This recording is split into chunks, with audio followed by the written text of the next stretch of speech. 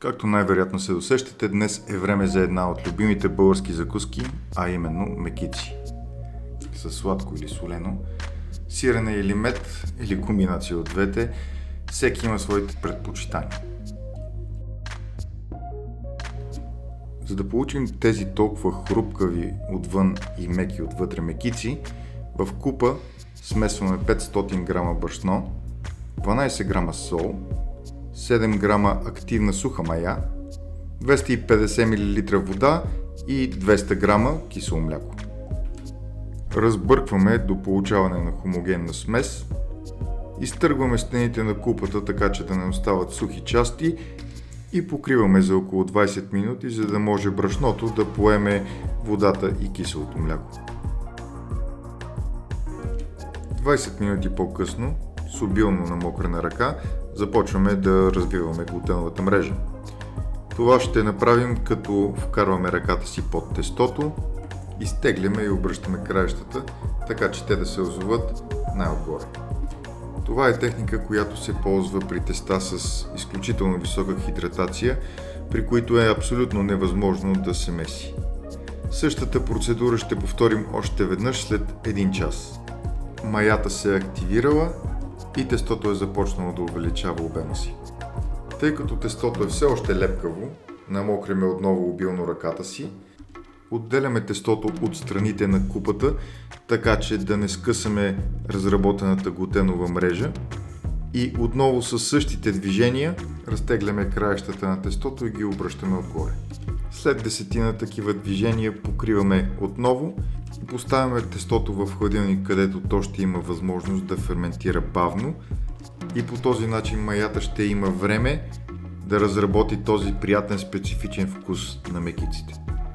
8 часа по-късно, в моя случай на следващия ден, тестото изглежда живо, с малки балончета и вече, както забелязвате, не лепне.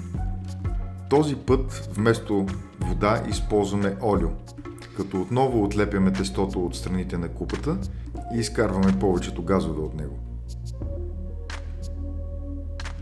Прехвърлете тестото на работния си плод и загрейте олиото. Загряваме до температура от 170 градуса и в чиния поставяме малко мазнина. Намасляваме пръстите си, за да не залепва тестото за тях.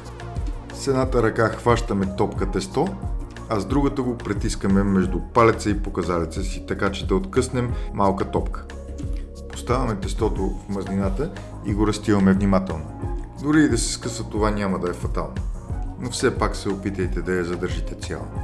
Също така не разтягайте тестото твърде много, тъй като то е много финно и меко. При повдигането на самата мекица то ще се разтегли допълнително. За да не се опръскаме, винаги слагаме мекицата надалеч от нас. Когато долната страна на мекицата е видимо златиста, обръщаме и пържим до готовност. Изваждаме върху кухненска хартия, за да изцедим излишната мазнина. И продължаваме с следващата. След като придобиете увереност, ви препоръчвам да ползвате по-голямо количество тесто, защото това позволява да разтегнете много по-голяма и хубава мекица, като в центъра ще имате страхотна тънка хрупкава част, а в краищата тя ще бъде пухкава и мека.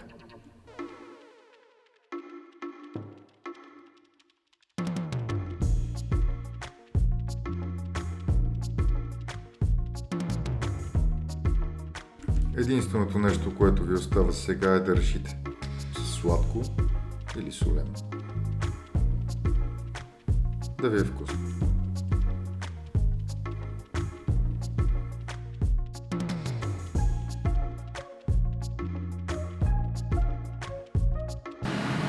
Едно за лайките.